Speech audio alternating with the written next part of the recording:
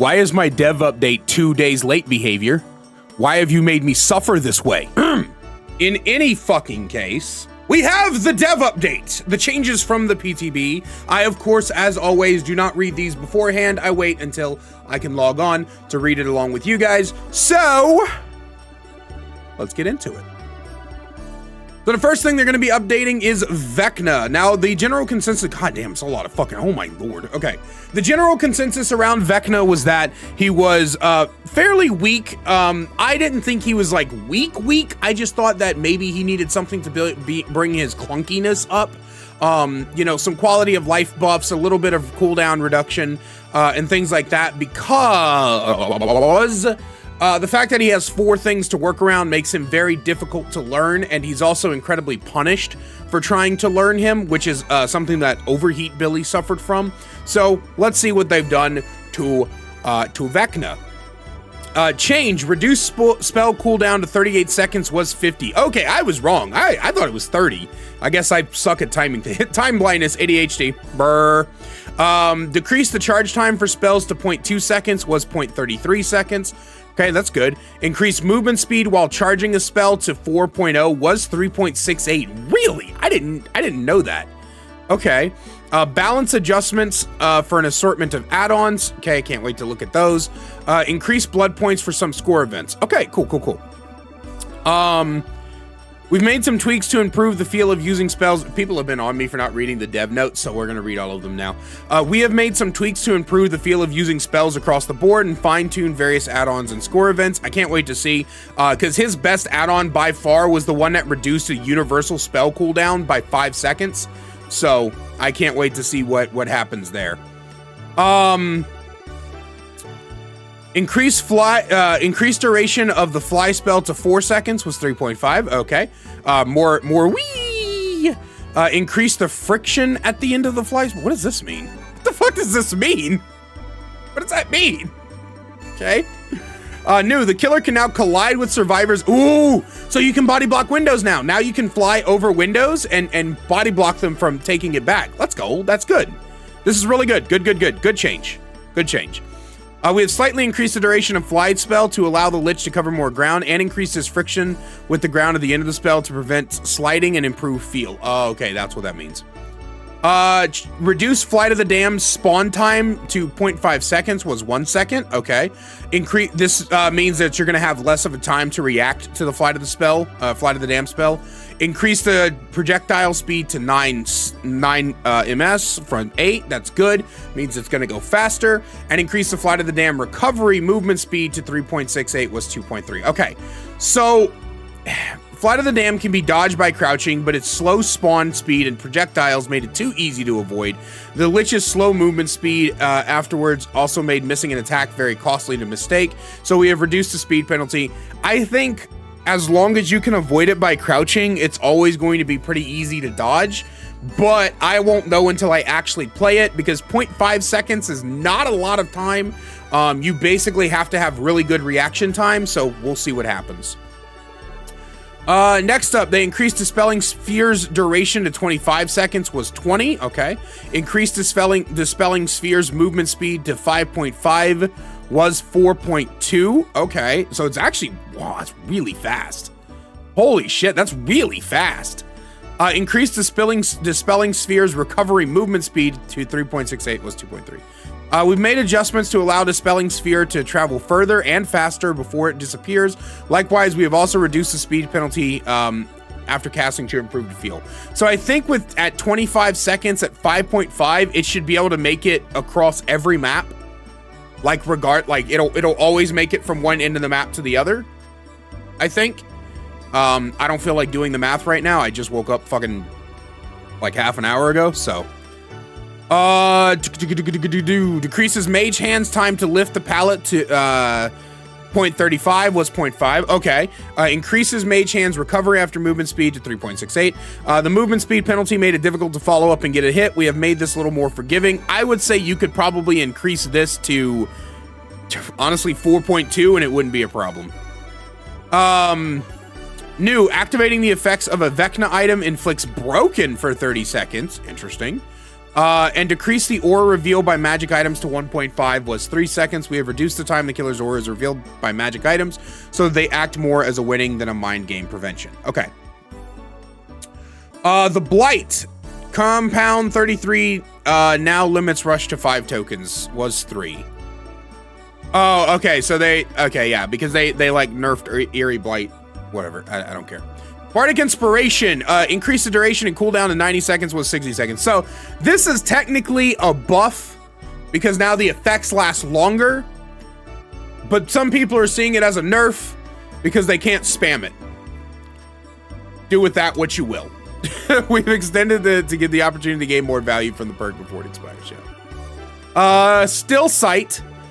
Increase the aura reading range to 24 meters. So this is basically an Insidious for killers. Whenever you Insidious for survivors. What the fuck am I talking about? Whenever you stand still, the you get to see the killer's aura within 18 meters. Now it's 24 meters. This can be further increased with the perk open-handed if you choose. I still don't think it's a great perk because having to stand still at any point in the map. Wait a minute. Wait, this might work while you're on generators. So you can see the killer coming from 24 meters. I'm gonna test that.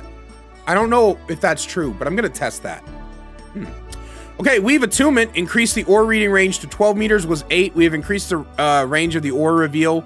Yeah, this is good. This is fine. Weave Attunement is good.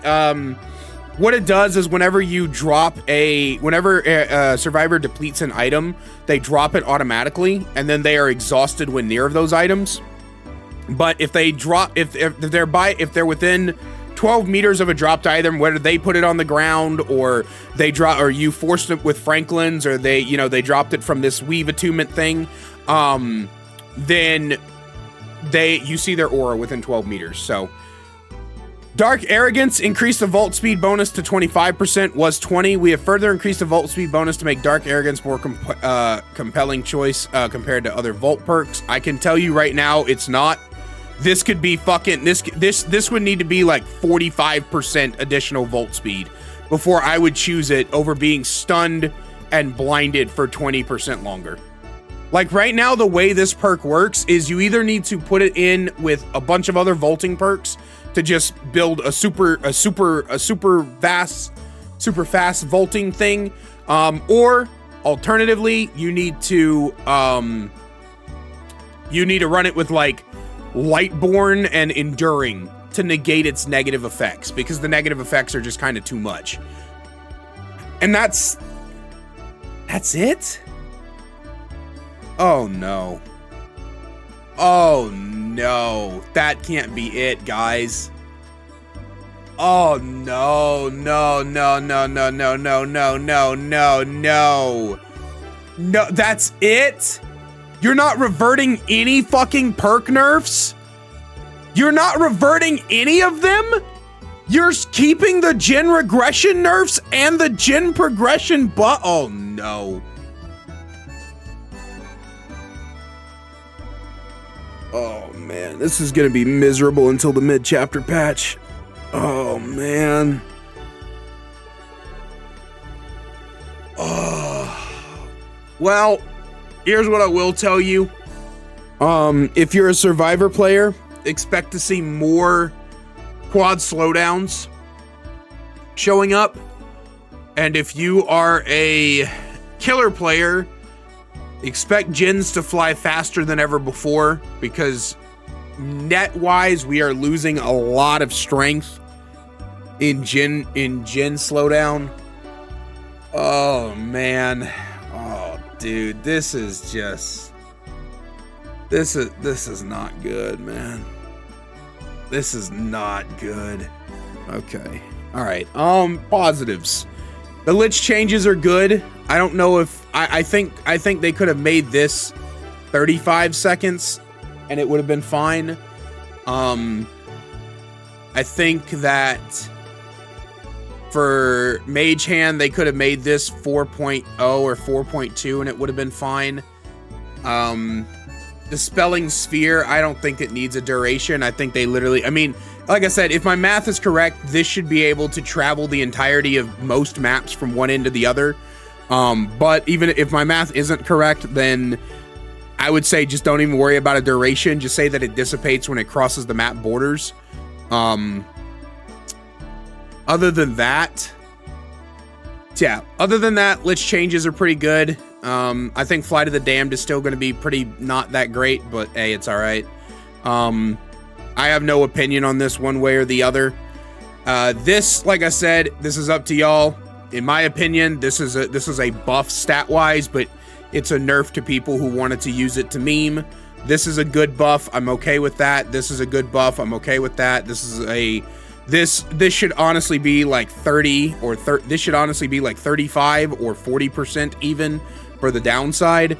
So we'll see how that all works out. Dude, I can't believe they're not reverting any of these changes, bro. I don't understand why they're touching Deadlocked at all. I don't understand why they're nerfing Deadlocked at all. They're not reverting Deadlock. They're not reverting Grim Embrace's reversion is not needed either. These two didn't need to be touched at all. You can argue this was a problem combo, you know, Pain Res Pop, but only one of these needed to be nerfed. This is the exact same thing they did in the Call of Brine Overcharge Eruption meta, where a gen regression perk combo was very, very strong, and instead of picking the only one that was a problem, which is Eruption, they nerfed all fucking three of them. And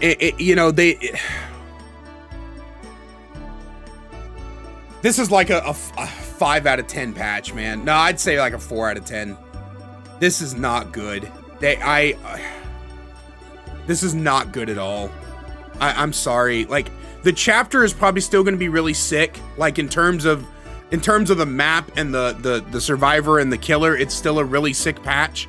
But and these are really good changes too. Like, the Deathslinger changes are great. The Cannibal changes are great. The Chucky changes are not a net buff or a net nerf, but they just change his playstyle from anti-loop to chase killer. So, you know, good. I don't care one way or the other. A lot of people told me that the changes to Wesker would have prevent him from tunneling off hook, so I guess good. I never really ran into tunneling Weskers when I played against Wesker, so I don't know how bad that actually was, but I guess good. You know, so good. Good. Don't care. I guess it's good from what people tell me. Good. No, didn't need to be done. And you should have only picked one of these, not both. This is good, except this needed to be a little bit brighter, so that's another thing. Like, I don't care one way or the other about Sabo. I have to actually play against it to tell you if it's a problem. Yeah, I would say this is like a mid-tier patch, man. I'm kind of... Oh, fuck me, dude. Okay. Well, other than that, I hope you guys enjoyed the news update, and I guess we'll see what happens. And if you're watching this within the first, like, 2 to 3 hours of me streaming, then 2 to 3 hours of me streaming. Good shit, Kaiser. If you're watching this within the first 2 to 3 hours of it going live, then I'm probably streaming over on Twitch. Links down in the description. I will see you guys over there. And as always, a great big special thank you to my channel members listed on screen now. If you want to find out how to become a channel member today, get awesome perks like seeing videos early, merch discount codes, and more, then please click that join button down below. I love you guys so much, and I will see you in the next one. Can't get enough daily Dead by Daylight content? Then check out my second channel, The Kaiser Extras, where I upload gameplay footage, me reacting to your Dead by Daylight clips, and more. We also have a new short that goes live every single day, so you can catch up on all the greatest clips from stream. We'll see you over there. Link is in the description.